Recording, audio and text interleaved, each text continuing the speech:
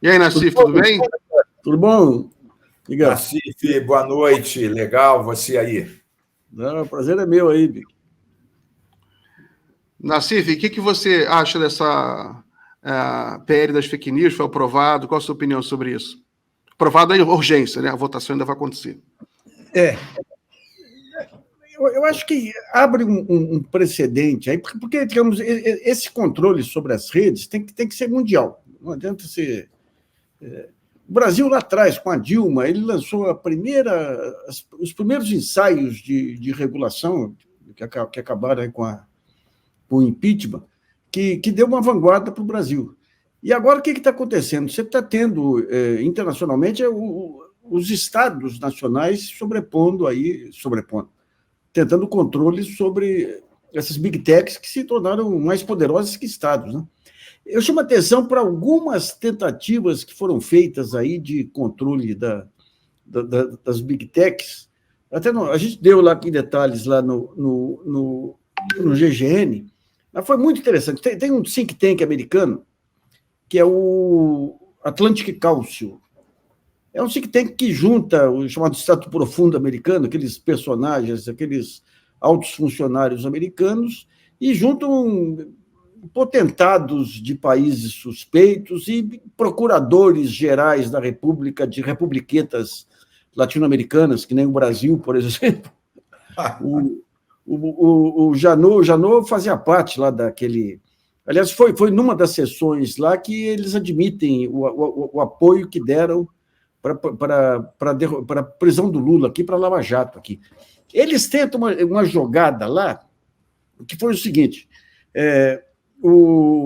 surge o caso lá da interferência russa na eleição, supostamente apoiando os hackers russos lá, apoiando o Trump. Daí um blog lá desconhecido aparece com um estudo acadêmico multiplicando por 100 ou por 1000 o alcance daquelas mensagens. Pega esse estudo acadêmico, leva para o New York Times. O New York Times fala, putz, isso aqui não vale nada. Leva para o conjunto de publicações, não vale nada. Daí chega no Washington Post, naquela transição da família para o Jeff Bezos. E o Washington Post publica aquilo. Inclusive, críticas severas aí dos concorrentes e tudo, com base no que saiu no Washington Post, o Zuckerberg é convocado para depor no Congresso americano. É a primeira vez que você tem, então, um poder de Estado, do maior Estado do mundo, o maior país do mundo, enquadrando um dono de rede social. E ele sai de lá apavorado e vai direto até o Atlantic Council, pedir uma consultoria. Tempos depois se descobre, aliás, que o domínio lá desse blog que divulgou isso era do próprio Atlantic Council. E o que o Atlantic Council faz? Não, você tem que montar uma rede mundial aí de agências de checagem, e essas agências vão definir o que pode sair e o que não pode sair. Imediatamente, aqui no Brasil, ocorreu um fenômeno interessante. A faculdade de jornalismo da Unesp, uma desconhecida faculdade de jornalismo, aí que eu nunca... resolve montar uma associação brasileira de agências de checagem que estaria ligada a uma associação internacional de agências de checagem. Eu achei estranho aquilo porque o pessoal que comporia essa agência de checagem eram só veículos tradicionais ou novos veículos, mas aceitos pelo sistema. Pelo sistema. Eu até, por curiosidade, eu mandei um e-mail lá, falei, olha, como é que o GGN faz para ficar sócio dessa associação aí? Ah, não tem mais lugar. Então, é evidente que foi algo que foi montado com interesses. Primeira ação dessas agências de checagem. Pega uma revista Fórum, que tinha dado uma nota, que o Papa tinha mandado um livro para o Lula, e classifica como fake news. E a Fórum fica uma semana fora do ar do Facebook. Ela se baseou no quê? Se baseou num desmentido da agência do Vaticano, mesmo se tivesse errado, não era fake news, era uma informação errada, era barriga. Mas o Papa, logo depois, demitiu o diretor da agência do Vaticano, porque disse que ele manipulava informação e que realmente ele deu o livro para o Lula. Aquilo levou a uma grita generalizada aí dos chamados blogs alternativos, e eles pararam com isso. Mas aí ficou no ar essa questão das tentativas de colocar um controle externo subordinado a esses think tanks aí, ou ter controle interno. A única coisa que eu vejo, assim, eu não cheguei a ler em detalhes a proposta do Orlando Silva. Sempre que você fizer uma lei, lembre-se que na outra ponta pode estar um governo ligado ao Bolsonaro. Então, a lei tem que ser suficientemente sob controle para impedir o seu uso abusivo, como foi feito aí com aquela lei, as leis que a Dilma aprovou aí de terrorismo e outras coisas mais, né? Muito bom. O autor do projeto de lei é o senador Alessandro Vieira, né, do Cidadania. O Orlando Silva é o relator do projeto.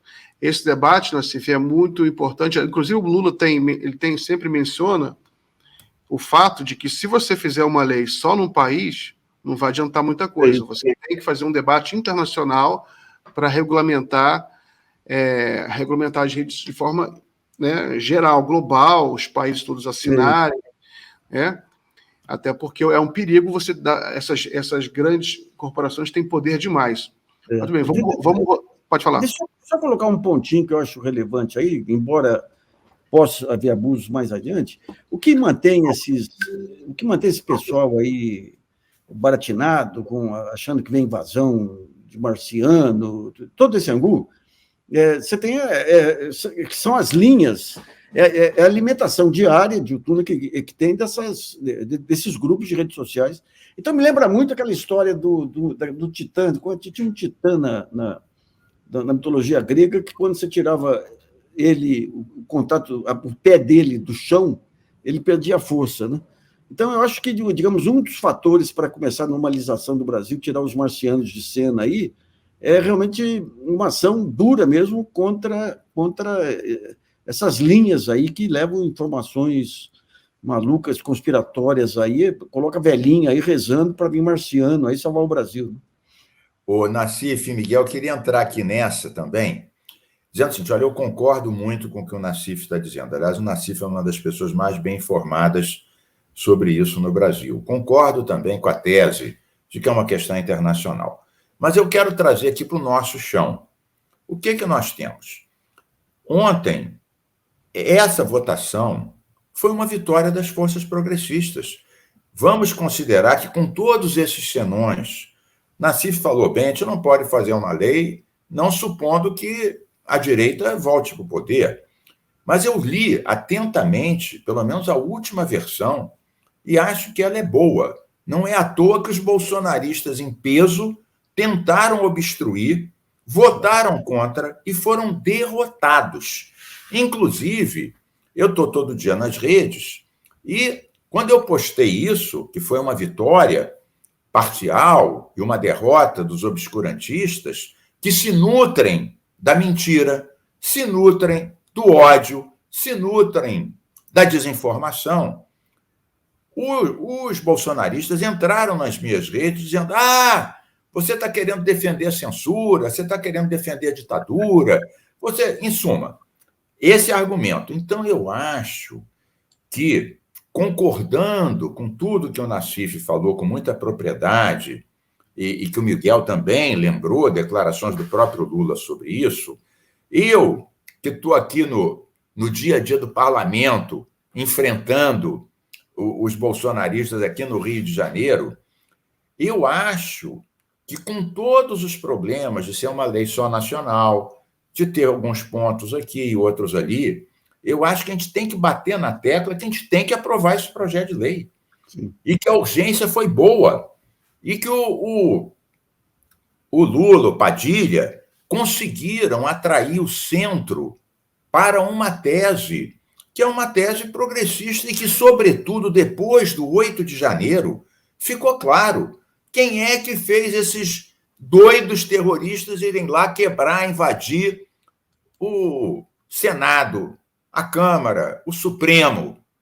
foram as mentiras e o ódio destilado nessas redes. Por isso que eles se opõem a esse projeto. É claro que isso é mais profundo que isso. A gente tem que preservar a democracia, a gente tem que criar mecanismos, né? Nós temos que desenvolver o hábito das pessoas saberem distinguir uma mentira, não vai ser uma lei sozinha. Quisera eu que a lei resolvesse tudo. Eu já fiz leis, o Nassif e Miguel, eu fiz leis contra o machismo, contra o racismo, contra a LGBTfobia. Não tenho a ilusão de que a gente acaba com o racismo por lei. Seria ótimo. Tem um embate cultural, né? A gente não acaba com a LGBTfobia por lei. É claro que uma lei é importante, né? Garante direitos, pune estabelecimentos que discriminam, né? Por raça, por sexualidade, mas o embate é diário. Daí a importância dessas nossas redes da esquerda, os sites progressistas estarem discutindo sempre e chamando as pessoas para participarem, valorizando também, não só lei, mas livro, teatro, manifestações, depoimentos, entrevistas. Ou seja, não é a lei que vai resolver isso, mas a lei é um adianto. E por isso que os bolsonaristas estão tão empenhados em impedir a urgência, essa eles já perderam, e vão tentar obstruir na terça-feira. Lembrando, Nassif e Miguel, que isso volta ainda para o Senado. Isso já foi aprovado para um Senado, está sendo modificado na Câmara, e a palavra final é do Senado, onde o governo tem uma situação, em tese, mais confortável que na Câmara. Então, vamos, sim, levar em conta todas essas considerações, mas a gente está num embate político ideológico, e vamos derrotar esses bolsonaristas e o obscurantismo. Aliás, Muito bem. Colocar um ponto que eu acho importante, reforçando o que o Mink falou, que é a questão dessas mudanças que estão ocorrendo no ensino médio, a importância crucial de colocar cadeiras aí ligadas à questão da cidadania, à questão dos direitos. Isso aí é fundamental. E essa discussão, tem um pessoal que está querendo revogar essa lei aí do ensino médio e fazer uma Conferência Nacional de Educação, que lá atrás aí deu frutos muito, muito interessantes, né?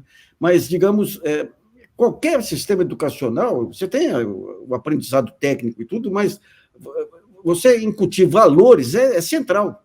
E não é à toa que o bolsonarismo colocou como inimigo central aí professores, artistas, cantores, porque é o pessoal que trabalha o conceito de nação e o conceito de valores. Né? Ô, Nassif, me dá uma parte aqui. Que bom que você puxou esse assunto. Nesta segunda-feira, ou seja, anteontem, eu fui um dos que organizei uma manifestação aqui no Largo do Machado, em frente da Escola Amaro Cavalcante, com alunos e professores, que tinha dois motes essa manifestação, e por trás de tudo a questão da reforma do ensino médio que o Nassif tocou aqui. Quais eram as questões? Primeiro, eu tenho uma lei de eleição direta para diretores, já houve lá no passado, mas há 3 anos não tem, então era pela eleição. Segundo, essa perseguição que o Nassif falou também. Houve há dias atrás um diretor da escola Infante Dom Henrique, aqui em Copacabana, que foi processado a pedido de um deputado estadual bolsonarista, que é presidente da Comissão de Educação, porque ele externou uma opinião crítica à reforma do ensino médio. Opinião essa que é partilhada pelo ministro da Educação, Camilo Santana. Eu tenho uma lei aprovada aqui em vigor, que é a lei da escola sem mordaça, que proíbe filmar professor sem ele autorizar, que proíbe punir professor porque usa um livro ou fala de tortura, de ditadura, de desmatamento. E este professor, que é diretor de uma escola pública, a pedido de um deputado bolsonarista, a Secretaria de Educação abriu um processo contra ele por causa de uma opinião. E os estudantes, para concluir, nessa manifestação de anteontem, tinha uma bateria maravilhosa dos estudantes lá, 20 com seus tambores. Isso é bom também, para não ficar só no discurso, tem que ter uma música, uma emoção. Mas esses estudantes disseram o seguinte: nós somos favoráveis a alguns poucos pontos da reforma. Por exemplo, ampliar o horário, ter mais horas, isso é bom. Ter algumas possibilidades de opção, isso é bom. Mas o que eles dizem? Eu concordo, professores e estudantes. Tiraram peso e tornaram praticamente acessórias disciplinas como história, sociologia, biologia, com um argumento que tinha que preparar o estudante para ser empregado logo. Ou seja, mercantilizaram a educação.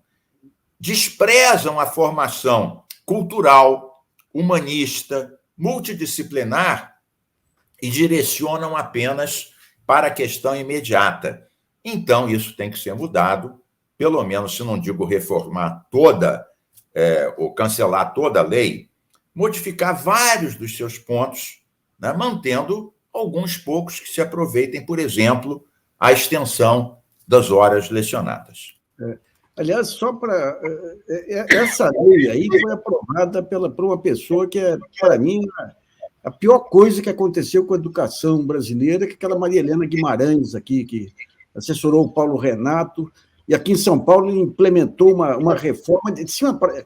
É um pessoal impressionantemente ignorante, porque eles têm algumas ferramentas de gestão, beabá de gestão, e acham que tem a força. Então, qualquer modelo de qualidade em empresas, os consultores falam, tem que envolver corações e mentes dos funcionários. Aqui eles têm um horror a professor, é de cima para baixo, e as reformas que eles quiseram aqui, gerenciais aqui nas escolas, visavam o quê? Transformar diretores em especialistas em contrato, fazer coisinha... Não era o projeto pedagógico que era o relevante, né? E aqui teve a mudança que gerou aqui um dos movimentos mais bonitos aqui de São Paulo, que foi aquela Ocupe as Escolas, alunos secundaristas aí. Aqui no Rio teve também. Na minha cidade, Poços de Caldas, teve. E foi muito interessante, porque, de um lado, expôs aí esse negócio de cima para baixo. Eu entrevistei uma liderança, uma menininha de 14 anos, uma gracinha, rapaz. E ela falava o seguinte, poxa, eu ia na escola tal, agora fecharam aquela escola e os alunos vão para uma outra escola. No meio tem uma favela. Onde eu moro, tem uma rivalidade mortal entre as duas favelas. Quem atravessa lá... Então, digamos, essa questão de não analisar as circunstâncias de cada local acabou levando... Mas teve um ponto muito interessante delas também, que eu acho que daí é uma lição para os professores. Porque os professores, com a internet, muitos professores ficaram inseguros com o conhecimento dos alunos.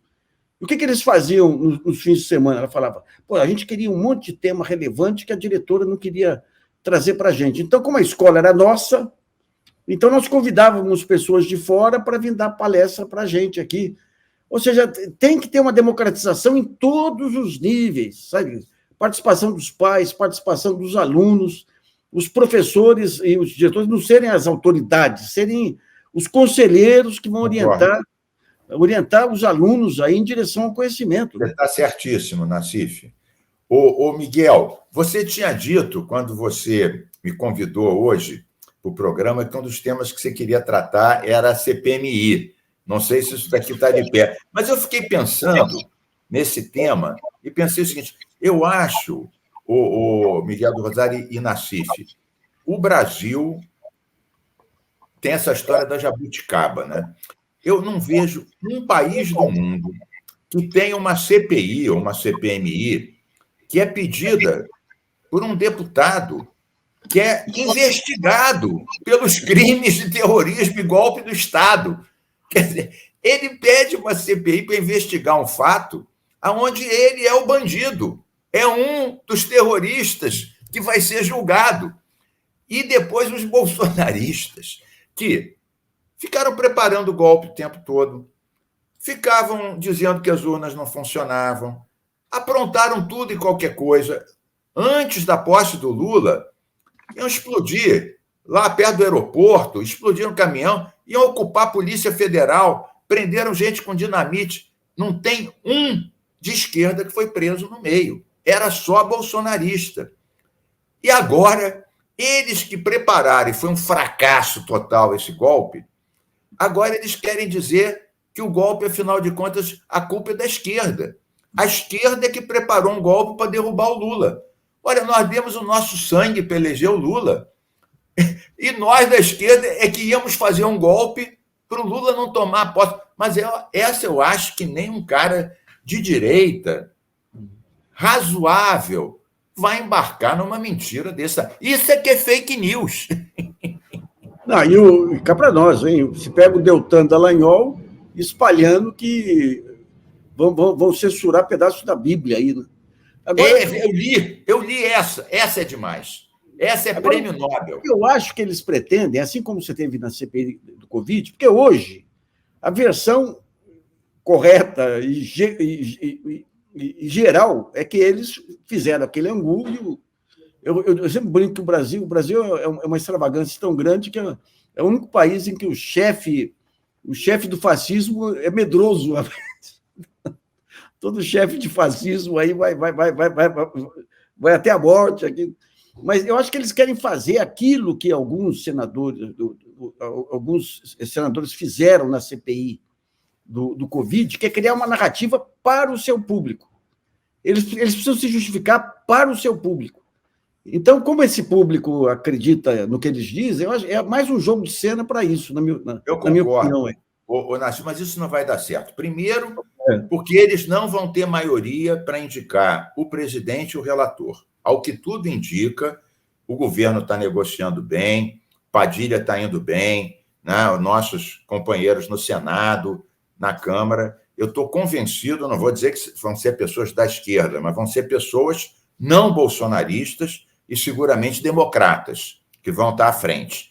Então, se eles já tinham dificuldade na CPI da Covid de justificar as fraudes da vacina, dizer que vacina não funcionava, que a cloroquina era uma maravilha, foi um vexame. A participação foi vexaminosa.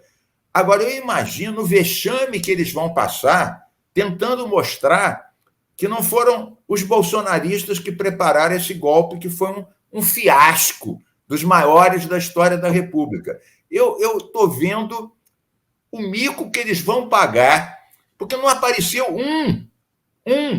Podiam ter lá, sei lá, 2 infiltrados. Não tinha um. O que eles vão fazer para inventar, para justificar essa narrativa dele? É o que eu pergunto. Eles acharam, Nassif, eles acharam um fotógrafo da Reuters. Eles começaram a acusar de ser petista, porque encontraram fotos do Lula nas redes sociais dele. Né? E o Eduardo Bolsonaro acusou, a Bia Kicis acusou. E agora, eles não se deram o trabalho de olhar o timeline dos repórteres, que ele tirou foto do Lula porque o Lula se elegeu. Mas se eles olhassem na data anterior, tinha foto do Bolsonaro. Agora, realmente é difícil entender a razão. Acho que não deve ter razão. Né? Eu acho que eles estão arrependidos de terem inventado essa história. Eles estão vendo agora a barafunda que eles se meteram com isso. Então, Mink, o que aconteceu aí, que foi uma coisa maluca, é o seguinte, se você pega toda a estratégia bolsonarista, aliás, se falando em escolas, tempos atrás me procurou um pessoal do Colégio Pedro II, que estava o Ministério Público processando em cima de uma denúncia do Reinaldo Azevedo, o Reinaldo Azevedo antes da conversão dele. Antes da conversão. Então, mas não, eu perdi o fio da... Não, você está dizendo que foi procurado pelo pessoal do Pedro II. Isso foi outro ponto. Mas era um outro tema que eu ia desenvolver, falhou aqui, daqui a pouco volto. Não, mas o que a gente estava vendo aqui é que esse dado que vocês estão dando aqui, que o Miguel falou da Reuters, fotógrafo da Reuters, é porque tem coisas que tem que ser realmente muito fanático demais para querer acreditar naquilo, né? Para querer acreditar naquilo. E eu acho que... Você lembrou o teu nexo? Vai então lá no teu nexo. Quando você pega a chamada retórica da ultradireita, que vem lá do Olavo de Carvalho, depois é assumida pelo pelo Reinaldo Azevedo, pelo Diogo Mainardi, depois se espalha tudo aí. Consiste em quê? Em você banalizar fato grave. É a guerra cultural. Então você fala, pô, o cara chegou lá e deu supondo, né? Deu um tapa na cabeça de uma menininha de 10 anos. E daí, qual é o problema? Então, essa minimização desses pequenos e grandes delitos aí fez parte de toda a retórica da ultradireita. O discurso era esse, o tal do mimimi. Mimimi. Sabe, eu xingo a sua mãe, você reclama, você fala, para de mimimi. E com isso, eles foram perdendo o pé da realidade. E o fato de ter um presidente da República que era inimputável, aí, que podia fazer o que quisesse, eles foram perdendo o pé da realidade e não entendendo as implicações dos atos que eles fariam dentro de uma democracia reconstituída. Então, quando vem 8 de janeiro e reconstitui, o Supremo volta a... Porque essa reconstituição está tudo... Foi quando o Supremo, com Alexandre de Moraes, ele deixa de subverter a Constituição, como ele fez antes, e passa a entender que ele precisa reinstitucionalizar o país. Então, quando o Supremo começa a trazer de volta o que é crime e o que não é crime, esse pessoal entra em pânico. Eu vi declarações de pessoas que foram ver lá os prisioneiros lá, eles espantados. Mas o Nassif, me dá um parênteses aqui. Daqui a pouco o Miguel vai dizer que o nosso tempo já acabou, mas deixa eu contar uma coisa aqui. Essa história deles, a turma do bandido bom é bandido morto. Eu me lembro quando o Freixo, o Molon, fazíamos leis dizendo, olha, na prisão tem que ter estudo, tem que ter trabalho, tem que ter ressocialização, os caras têm que trabalhar, têm que estudar, não pode ter domínio das gangues, tal. Eles falavam, está querendo defender o direito desses bandidos, eles têm que sofrer, têm que se ferrar.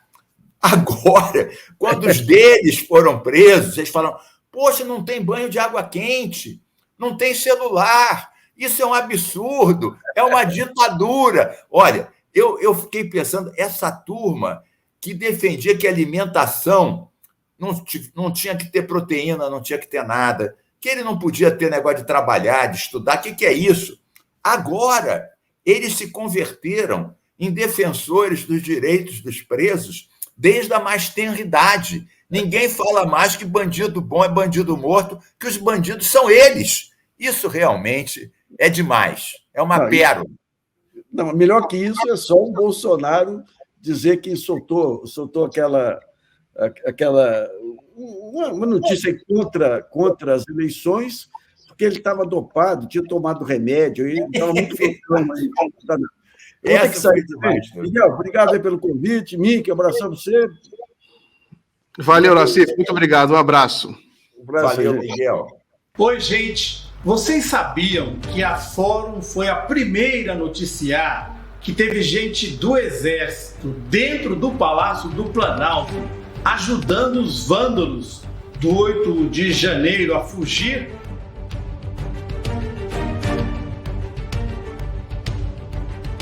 Pois é. Essa pessoa hoje se tornou testemunha oficial e só agora está sendo descoberta pela mídia convencional. Você que nos acompanha há muitos anos não fica surpreso, né? Tivemos juntos no golpe contra Dilma, na perseguição ao Lula pela Lava Jato e durante o pesadelo que foi o governo Bolsonaro.